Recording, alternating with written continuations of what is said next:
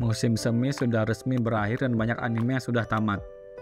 Salah satu anime yang cukup ramai dibahas banyak orang pada musim lalu adalah From Old Country Bumpkin to Master Swordsman. Anime ini menarik perhatian banyak orang karena aksi pedangnya yang cukup keren. Gue juga cukup nungguin anime ini karena gue suka banget dengan komiknya. Karena itu, ekspektasi gue cukup tinggi untuk animenya. Sayangnya animenya tidak bisa memenuhi ekspektasi gue. Ayo kita bahas lebih lanjut.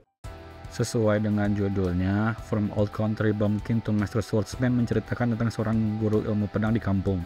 Sekolah pedang ini sudah lama berdiri dan Beryl adalah guru kedua setelah ayahnya.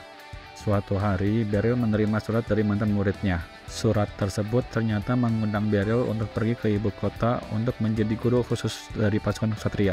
Awalnya Beryl tidak ingin pergi karena merasa belum jago. Ia merasa begini karena belum bisa mengalahkan ayahnya.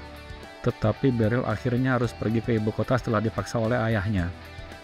Ketika tiba di ibu kota, Beryl dikagetkan dengan bertemu dengan mantan-mantan muridnya yang pernah ia ajar. Ternyata murid-murid yang sukses berkat kemampuan pedangnya. Contohnya, Alucia sudah menjadi komandan pasukan ksatria dan Surena yang sudah mencapai ranking paling tinggi di Guild Petualang. Karena tidak pernah menang dari ayahnya dan juga bekerja di kampung, ia merasa bangga atas pencapaian ini. Tapi ia masih tidak percaya diri karena merasa dirinya adalah orang kampung. Tetapi sayangnya murid-muridnya malah selalu menyombongkan gurunya ini. Jadinya ia sering terlibat kasus besar. Dengan ini, cerita From Old Country Bumpkin to Master Swordsman pun dimulai. Seperti yang gue sebut di awal, anime ini berfokus pada ilmu pedang. Jadi tentunya aksi pedang di anime ini sangat realistis.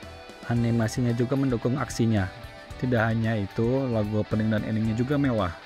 Lagu opening dibawa oleh Takanori Nishikawa atau Time Revolution, sedangkan lagu endingnya dibawakan oleh Flow. Tidak hanya itu, Sei yang berperan di anime ini pun sangat mewah. Beryl diperankan oleh Hiroki Hirata yang berhasil memerankan karakter pria paruh baya. Para murid pun tidak main-main pemerannya. Ada Naoto Yama, Ai Kayano, Hitome Ueda, dan lainnya. Jadinya anime ini benar-benar terasa mewah. Tetapi sayangnya dari segi cerita gue cukup kecewa. Secara garis besar, ceritanya masih sama dengan versi komik, tetapi terasa banyak yang di-courting. Yang di-courting ini adalah adegan-adegan aksinya.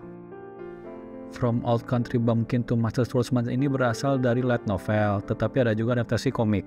Kebetulan gue udah baca komiknya dan aksi di komiknya itu keren banget. Contohnya ada pada saat di adegan awal serinya. Contohnya pertarungan ketika bertemu dengan Lucia pertama kali di episode 3. Pertarungan satria pedang dan penyihir tentunya terlihat keren. Sayangnya kalau dibandingkan dengan komiknya, pertarungan ini di anime jadi terlihat hambar. Di komiknya, pertarungan terlihat sangat keren. Lucy mengeluarkan berbagai sihir yang mematikan, termasuk membuat arena banjir agar Beryl sulit bergerak. Sedangkan di anime, Lucy tetap menggunakan berbagai macam sihir. Tetapi sayangnya sihir yang digunakan terlihat biasa aja. Beryl juga tidak terlihat serius seperti di komiknya. Setelah gue cari-cari info, ternyata versi komik itu melakukan banyak perubahan dan peningkatan untuk detail ceritanya. Karena anime ini mengadaptasi light novelnya, jadi cerita yang digunakan sesuai dengan versi light novelnya. Sayangnya perubahan yang dihadirkan komiknya terlalu bagus. Salah satu hal yang gue sayangkan adalah karena semua pertarungan jadi lebih sederhana, aksi para murid jadi kurang bersinar. Akhirnya mereka jadi terlihat biasa saja dan hanya mengagumi gurunya tanpa kemampuan yang keren. Seperti yang udah gue sebutkan tadi, From Old Country Bumpkin to Master Swordsman ini mengadaptasi novel karya Shigeru Sagasaki. Awalnya, ia menulis novel ini di Shosetsuka Ninaro pada tahun 2020.